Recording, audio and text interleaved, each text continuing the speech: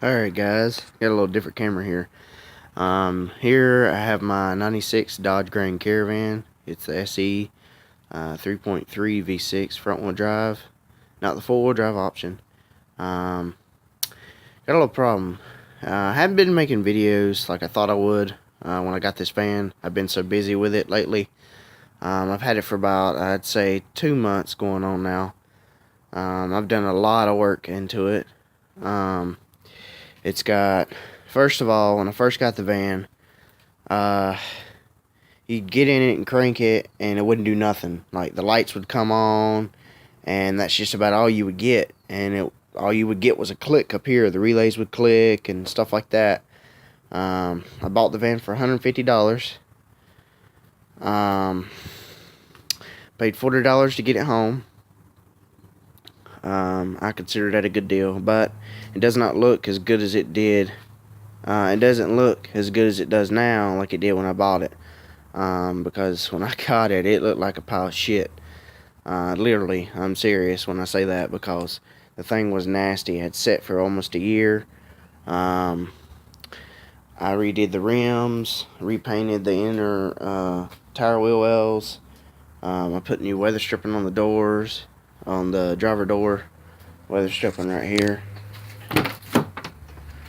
this part, as you can see, because the reason why the owner that had it, she put tape on this door, the window, and fucked up all the weather stripping and things like that, and eventually it wasn't sealing all the way. I didn't like it, so I went ahead and got another weather stripping from the junkyard. The door panel used to move like crazy. I fixed that, put new door clips in. They're no more than probably about that big. They clip right into the door panel, and then you just pop it back onto the door, and that's what holds the door panel on. Right now, the dash piece right here is apart. It's the black panel piece. Only reason that's off is because the vents that go on this side right here, I went to the junkyard and got another set of vents because mine were all broke and fucked up. Excuse my language, but the reason I got to go back to the junkyard again, this is the new vent. That's the old vent.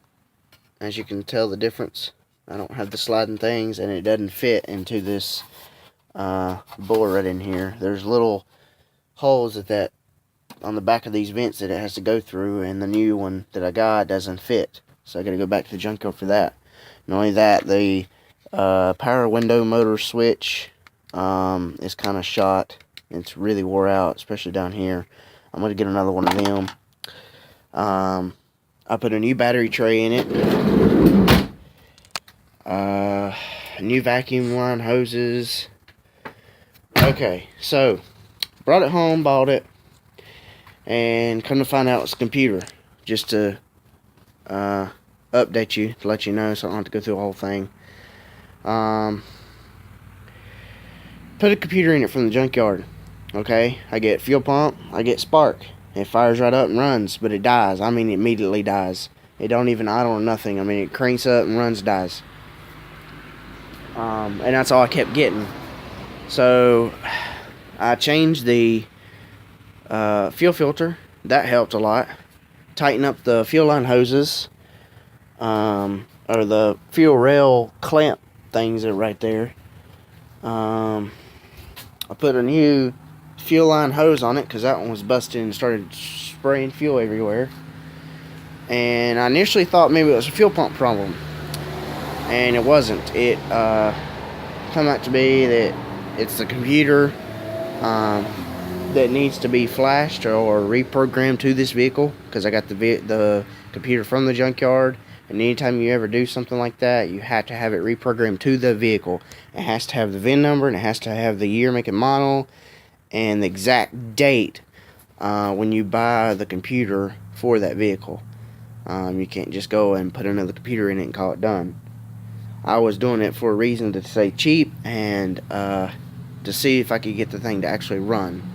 Because like I said, I didn't even know. I didn't even know if it maybe was locked up or anything like that. Because when I bought the vehicle, I didn't have any tools with me at the time to go down there and actually yank on the crankshaft and make sure that the thing wasn't locked up. But anyways, it has new intake gaskets. As you can tell, I redid the intake plenum. And to do that, you have to take the whole wiper assembly off in order to get the intake manifold off. So it has new intake gaskets, new spark plugs, new spark plug wires, new oil change, new air filter, new ignition coil. The transmission's been rebuilt before. I repainted the air filter housing box. What else? It's got new ignition switch, new lock cylinder switch, new PCV valve, new vacuum hoses. I checked the fuel pressure. It's 43 psi, and it doesn't drop. It doesn't move at all whenever the engine's running or anything like that. So the fuel pressure is good. What else? I put a belt on it from the junkyard because it didn't come with a belt.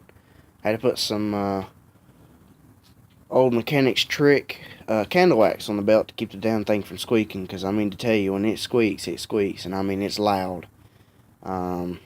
It's so loud that you can't stand right here while the vehicle is even running to mess with it. So I put some candle wax and that summed that up. Anyways, let's see what else we're done here.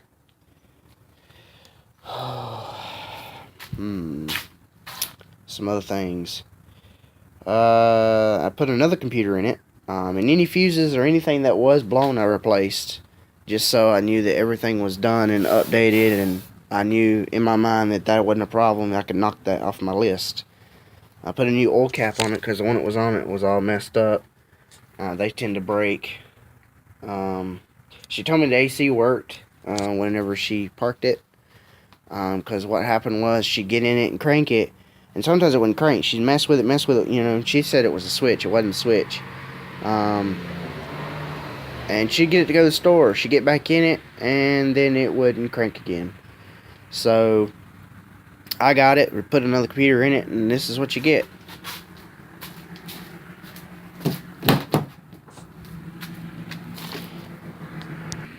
Alright, now the traffic's gone. 243,000 miles.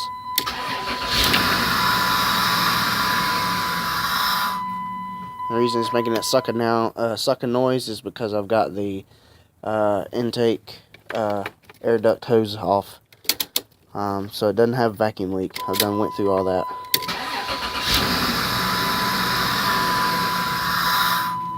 You can even rev it.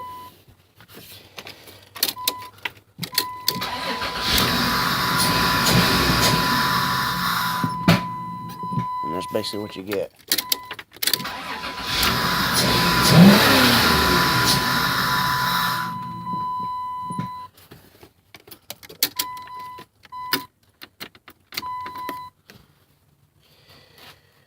So, like I said, it's got a lot of new parts on it.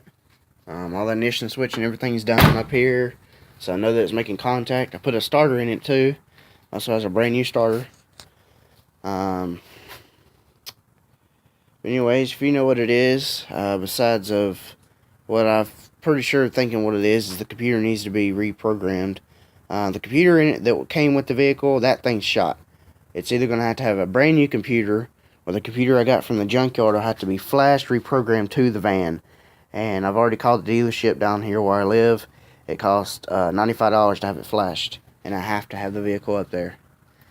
Anyways, one more last thing. If you have some carburetor cleaner or thought about an intake cleaner, whatever, it's still got ether in it, it'll burn the same way. If you have either one of them, you spray it into the intake. When you get the vehicle running right into the throttle body, it'll sit here and stay running all day long. As soon as you quit spraying that, it dies. That's another reason why I thought it was maybe fuel pump.